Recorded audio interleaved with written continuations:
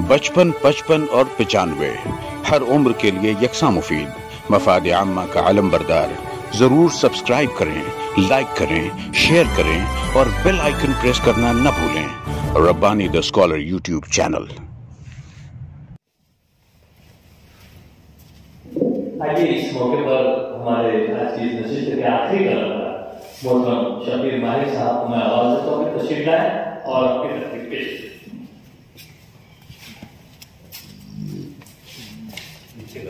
चंद महीनों पहले भी मैं बहुत ही जोश खरोश के साथ आया था कि अपना अफसाना पेश करूं, मगर उस वक्त जो है डॉक्टर मंजूर हसन अयूबी साहब की इजाजत नशिस्त थी, तो वो पढ़ने में नहीं आया था। तो मैंने सोच रखा था कि नसर अदब से हसीन इंतकाम लूंगा। मैं बोला अभी मैं 2 अफसाने पढ़ूंगा, मगर छोटे छोटे हैं, ज्यादा वक्त नहीं लूंगा। मैं जानता हूँ बहुत से लोग को जाना भी देते थे घर, क्योंकि मतलब मुस्लिम को यहाँ पर मैं पेश करना चाहता हूँ। पहला खाना जो है दो समाज करना पड़ेगा। तो पहला जो है परेब या जिंदगी भी अजीब बहुत धुंधला है। हुआ क्या, जिंदगी फरेब है, धोखे की टट्टी है। बात क्या है, जिंदगी पानी है, बल्कि लापानी है, क्योंकि इंसान की रूह लापानी है। तो क्या लगा ये बात बार बार कह रहे हो? वो फलसफे की औलाद, आखिर बात क्या है? बात क्या होगी? तुम हबीबा खाला को जानते ही हो, वो मालदार बेवा तो नहीं।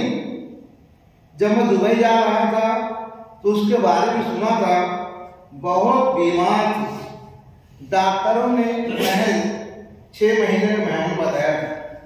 हाँ वही, पूरा शहर इसे अफो खाला के नाम से जानता था।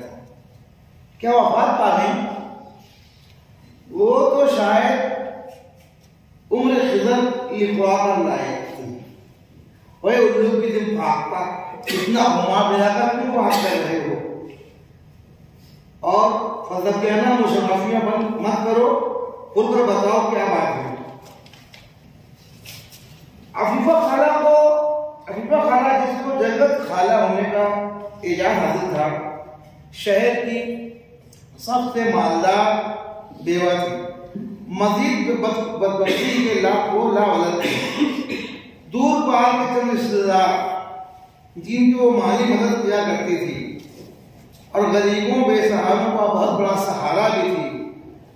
कुछ लोग तो इसे हातिम ताई की हमशीरा कहकर पुकारते थे। 82 साल की उम्र थी जब डॉक्टरों ने 6 महीने का मेहमान बताया। वो शौहर के साथ 2 मरतबा हज और 4 मरतबा उम्रा कर चुकी थी। अजीजों अकारब और खैर ख्वाहों ने मस्जिदों, मदरसों, खानखाहों को ज़कात, खैरात, सदका देने का मशवरा दिया। यहाँ तक तो मुझे मालूम है। फिर ये हुआ कि खाला ने आओ देखा ना ताओ, पूरी जायदाद बेच बाच कर बहुत सी मस्जिदों, मदरसों, यतीम खानों को कुछ हद तक मालदार बना दिया और अपने पास मामूली असासा रखा। फिर इंतकाल हो गया? नहीं यार, वो 12 साल और 6 महीने वजीर बाकायदे हयात रही। मजे की बात तो ये थी कि इसे अपने गुजर बसर के लिए जलाल अंसारी के बच्चों को संभालना पड़ा। वो अपनी पोपली जबान से बच्चों को लोरियां देती थी। बस यही इसका मशगला और जरिया माश भी था। जला क्या इसका सुधार था? नहीं यार, इसका किराएदार सिलाई मशीन का कारोबार करता है।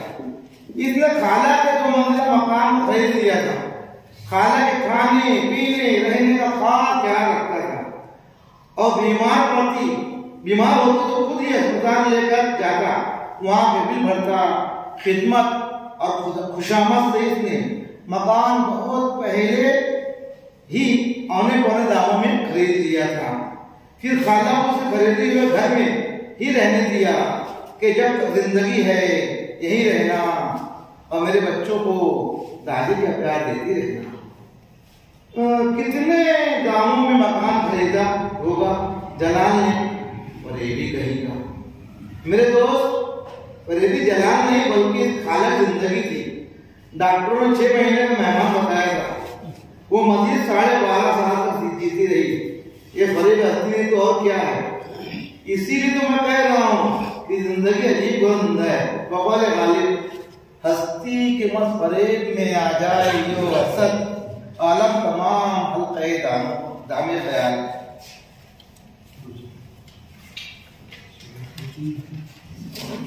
लिखता तो आसान था, लेकिन मुझे यकीन है सब मुद्दा तो मुस्तकिल ही हुआ होगा। दूसरा अफसाना जो है वो हमारे बिरादर बुजुर्ग इनामुर रहमान की नजर कर रहा हूँ। ये अफसाना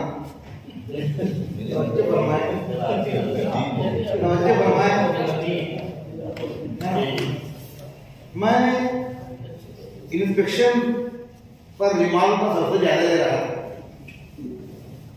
माफ कीजिए, मैं फिर से अफसाने का नाम है गुड्डी। मैं इंस्पेक्शन पर रिमांड का सरसरी जायजा ले रहा था कि उस वक्त चपरासी ने अंदर आने की इजाजत तलब।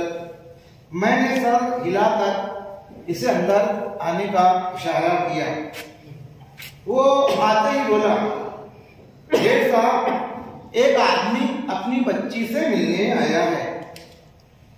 इतनी सी बात के लिए आ गए? मैंने कागजात पर नजरें उठाए बगैर कहा, जाओ जिस क्लास में बच्ची है इसे बुला लाओ। साहब, इसकी बच्ची इसी क्लास में नहीं मिल रही है। मैंने कागजात तरफ सरका दिए। क्या कहा तुमने? इसने अपनी बात दोहरा दी। तब मैंने हुक्म दिया, जाओ सुपरवाइजर को बुलाओ। चपरासी चला गया। थोड़ी देर में सुपरवाइजर आ गया। क्या मामला है?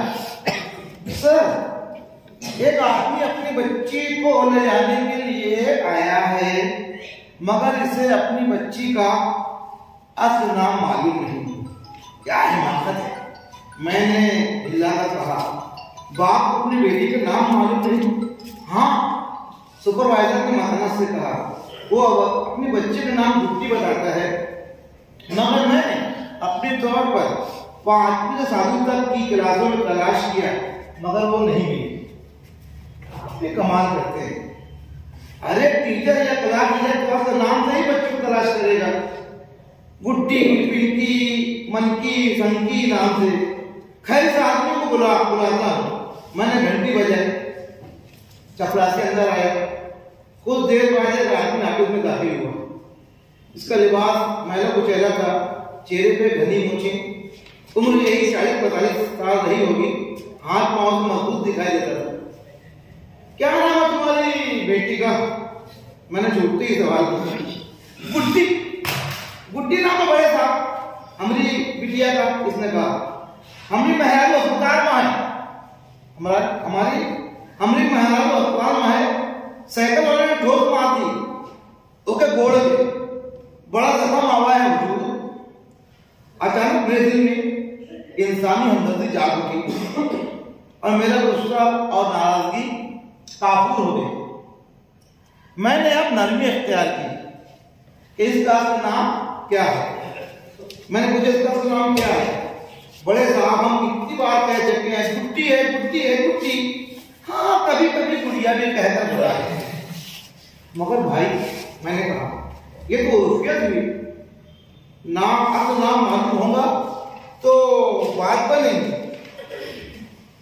इससे पहले कि वो आदमी कुछ कहता, सुपरवाइजर ने उससे पूछा, जब तालीमी रिपोर्ट हम भेजते हैं तो दस्तखत कौन करता है या फिर अंगूठा लगाते हो?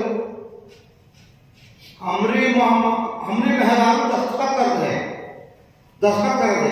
वो वक्त से बोला 8वीं दर्जे तक पढ़ी है, 8वीं दर्जे तक पढ़ी है, मगर साहब अभी तो अस्पताल में पढ़ी है, हमका बहुत जल्दी जाए है साहब। मैं सुपरवाइजर और गुड्डी का वालिद हर क्लास में गए। इतनी मजेदार सिचुएशन थी। बच्ची को बाप को उसके बच्चे का नाम मालूम न था, इसलिए स्कूल का सारा हमने से खोज रहा था। मुश्किल से पेश आ रही थी कि हमारे स्कूल में 5वीं जमात से 12वीं जमात तक मौजूद थी और हर जमात का 4-5 फरीक यानी डिवीजन था। हम खोजते रहे, पहले 8वीं, फिर 9वीं, फिर 10वीं का डिवीजन तलाश किया। आखिरकार 10th C यानी 10वीं C में इस आदमी की बच्ची मिल गई। इस आदमी ने छूटते ही बुलंद आवाज में कहा गुड्डी। कहा तो लड़की चौंकी थी, इसके चेहरे पे नागवारी की एक लहर दौड़ गई। फिर उसने बाहर आकर हंसते से कहा आपको ये स्कूल है, इस तरह बुला चिल्लाकर बुलाना गलत हरकत है। मैंने इसे मुखातिब करते हुए कहा बेटी तुम्हारा नाम क्या है? वो मेरी तरफ मुतवज्जे हुई, नजरें झुकाकर आहिस्ता से बोली तालिमुन्निसा बानो।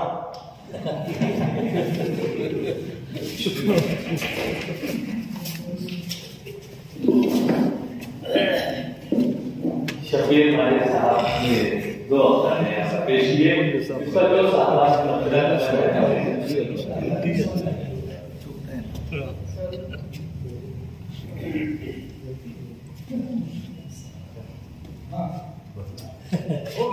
खान साहब तो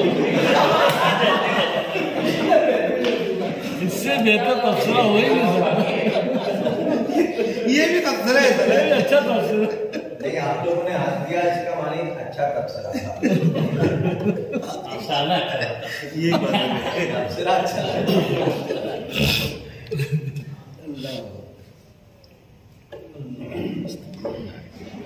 देखा से नौजवानों को आना चाहिए, तो वो अच्छा लग रहा है कि नौजवान आ रहे हैं यहाँ, हिस्सा ले रहे हैं। और ये नशीस जो है इस बात की हमारी होती है।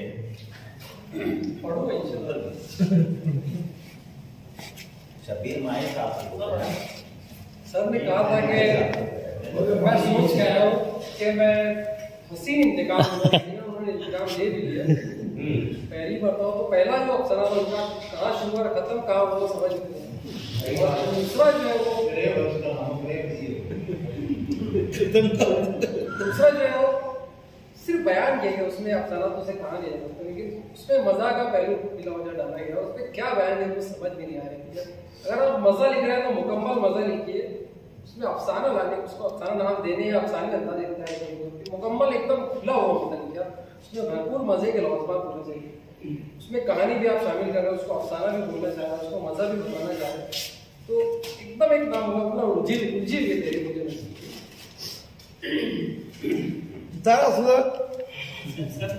दरअसल आपने समझने की सही नहीं की है। मजाहिया नहीं बल्कि वो एक तंदिया पहलू है कि आज हम देखते हैं आपको चीज है तंदिया मजाहिया तंदिया पहलू है, उसमें मिजाज शामिल हो तो अलग बात है। लेकिन इन्हें बच्चे जो है मतलब नाम नहीं मालूम, बच्चों असल नाम नहीं मालूम, ये बताना मकसद था। और तालिब निशा नाम है उसका, तालिब निशा, ये समझने की बात है। तो आप समझ नहीं पाए, आप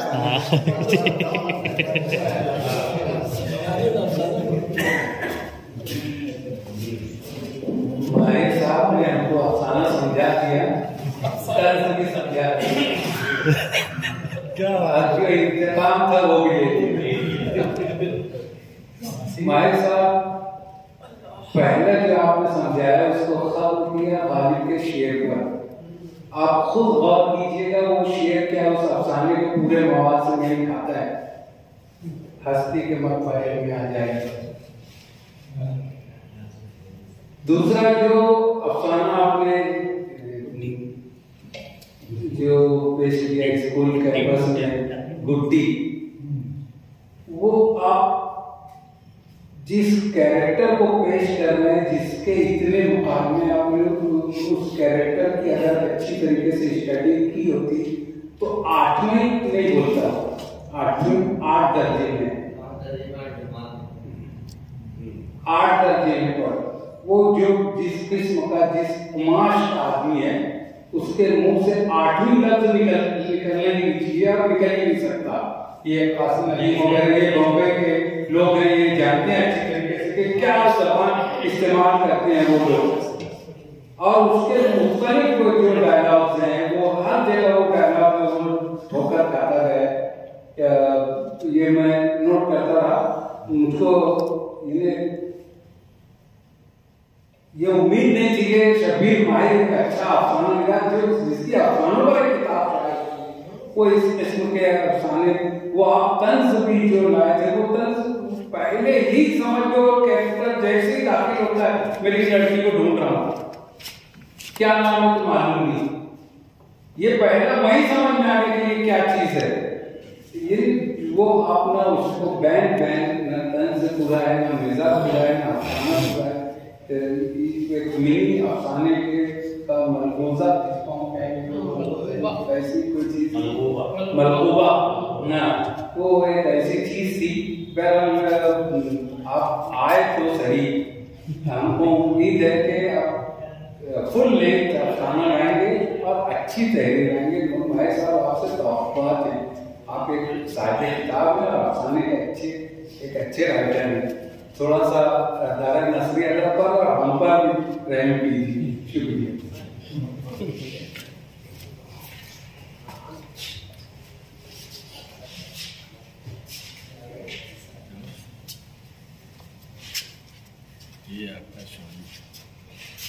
सर्दी के मौसम में गर्मी आ रही शब्बीर माहिर के दोनों अफसानों पर मैं समझता हूँ कि बहुत शिद्दत से तनकीद हुई। इसमें जो मुझे मज़बूत पहलू जो नज़र आया वो यही, सबसे पहले तो एक वाक़या सुन लीजिए। हमारे मोहल्ले में एक प्राइमरी टीचर हुआ करते थे मरहूम हारून मास्टर साहब, हारून मास्टर लाल मोहम्मद तमाम लोग जानते हैं। उन्होंने एक वाक़या बताया। क्या मैं स्कूल में, पहले स्कूल में लोग बैठते थे और आज जिस तरीके से प्राइमरी टीचर्स घर घर जाया करते हैं और बच्चों की तलाश करते हैं कि भाई पहली जमात में कोई बच्चा नाम लिखवाना हो तो उसका वो पीरियड, पहले ऐसा नहीं था, बल्कि लोग जो है स्कूल को रुजू किया करते थे आसपास के मोहल्ले वाले। तो हारून मास्टर साहब ने मुझसे कहा कि एक सरपरस्त आए, एक वालिद आए बच्ची के, और उन्होंने कहा कि भाई मेरी बच्ची का दाखिला लेना है, नाम लिखाना है पहली जमात में। तो उन्होंने पूछा कि भाई आपकी बच्ची का क्या नाम है? तो वो साहब बहुत गौर किया और बोला मैं घर जाके जरा पूछता हूँ क्या। तो ये जो है एक मजबूत पहलू ये है कि बाप को उसका असली नाम नहीं मालूम था गुड्डी को। दूसरा मजबूत पहलू शब्बीर माहिर साहब के अफसाने में मुझे जो नजर आई वो थी पेशकश। अफसाना बहुत अच्छा है, अगर उसकी पेशकश अच्छी नहीं है तो वो अफसाना दब से जाता है और अफसाना कोई तासुर नहीं छोड़ता है।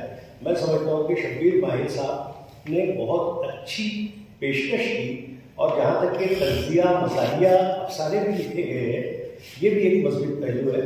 मेरा बचपन का दोस्त है, अगर मैं उसकी हिमायत नहीं करूँगा तो कौन करेगा।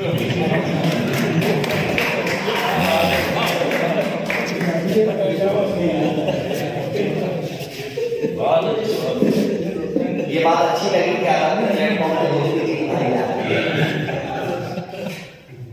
बड़ा यानी अजीब सा एक इम्तिजाज था कि अदब के हवाले से दोस्ती की निभाई जा रही है। जहाँ अदब का हवाला आएगा वहाँ तनकीद निगार है, और तनकीद निगारी हर हाल में होगी, और अफसाना निगार है वो अपने इंतजारिये से देखता है। पहला अफसाने से तो मैं यही इत्तेफाक करता हूँ कि वो कोई बहुत फास्ट रेट की जो निकल गई वो समझ में नहीं आई। अलबत्ता मुझको एक चीज उसमें जो नजर आई वो ये या ये मेरी शिकायत है, या ये समझ लीजिए कि ये मेरा नाला है। अफसाना निगार को अपना इल्म, अपनी ज़बान, अपनी लिसानियात, अपने अफसाने के ऊपर तालीम नहीं हमें देना चाहिए। आप ज़बान के कितने माहिर हैं, ये बात आप अपनी तहरीर से जाहिर ना करें। आपकी अपनी कहानियों को आप समाज माशरे से उठाते हैं और समाज माशरे के उन्हीं किरदार के जरिए पेश करने की कोशिश करते हैं। अगर आप यानी मजहबी राइटर्स को देखेंगे तो उनके वहाँ ज़बान का नुक्ता भी मिलेगा, जैसा कि जिस पर उस्ताद मोहतरम डॉक्टर इकबाल बख्शी साहब ने इशारा किया। मुझको ज़बान में मज़ा ही नहीं आया जब वो किरदार आके कहता है कि मेरी बच्ची को देखने के लिए आया। और ये तो यानी एक बात इसको पॉजिटिव ये है कि हमारे यहाँ आज माशरे का ये हाल है। मैं अपनी तालिब इल्मी के ज़माने की बात बताता हूँ। जब मैं यहीं इसी स्कूल में था तब एक साहब आए हुए थे और कहने लगे कि वो मेरा लड़का ढूंढ रहे थे, और काफ़ी ढूंढ लेने के बाद मालूम हुआ कि बच्चा नहीं है यहाँ पर। तो मैंने लोग बोले जाते के बाद पूछ ले लो। जब अपनी अहलिया से उन्होंने फोन किया, बात किया, तो मालूम ये हुआ कि बोले वो मालेगांव स्कूल में पढ़ा था। तो ये बातें हैं, लेकिन एक बात ये, जब ज़बान का सवाल आएगा, ज़बान की बात होगी, तो ऐसा बयान होना चाहिए या तहरीर ऐसी होनी चाहिए कि जिससे कारी और उसको सुनने वाला वो किरदार के अंदर मैल हो जाए। और मुझको थोड़ा सा एक दोनों अफसानों के अंदर मुझको एक चीज की कमी नजर आई, वो थी मंजर निगारी। अगर मंजर निगारी और भी होती तो और ज्यादा बेहतर था। फिर शायद ये मेरी समाज में कहीं मैं गलत सुन गया, हो सकता है कि आपने जिक्र किया कि वो साहब बैठे हुए थे और 7वीं जमात तक के रजिस्टर लेकर बैठे हुए थे और बच्ची भी थी 10वीं सी। तो वो मुझको कुछ बात थोड़ी सी समझ में नहीं आई, क्लास कैसे बढ़ गई या सुन के चपरासी था, शायद वो इतना एडवांस था।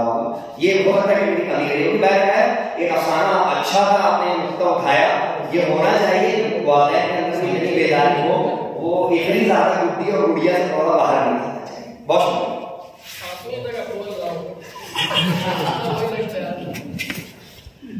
बचपन, 55 और 95 हर उम्र के लिए यकसा मुफीद, मफाद आम्मा का अलमबरदार। ज़रूर सब्सक्राइब करें, लाइक करें, शेयर करें और बेल आइकन प्रेस करना न भूलें। Rabbani the scholar YouTube channel. Rabbani the scholar YouTube channel इल्मी, अदबी, दीनी, मिली, समाजी, सकाफती, तहजीबी, फलाही, तिब्बी, फ़न्नी, माशी, तिजारती, माशरती, इंतज़ामी, इनकलाबी, तहरीकी, तहकीकी, तकनीकी, तफ्तीशी, तामीरी, तालीमी व मालूमाती यूट्यूब चैनल। ज़रूर सब्सक्राइब करें, लाइक करें, शेयर करें और बेल आइकन प्रेस करें। Rabbani the scholar YouTube channel.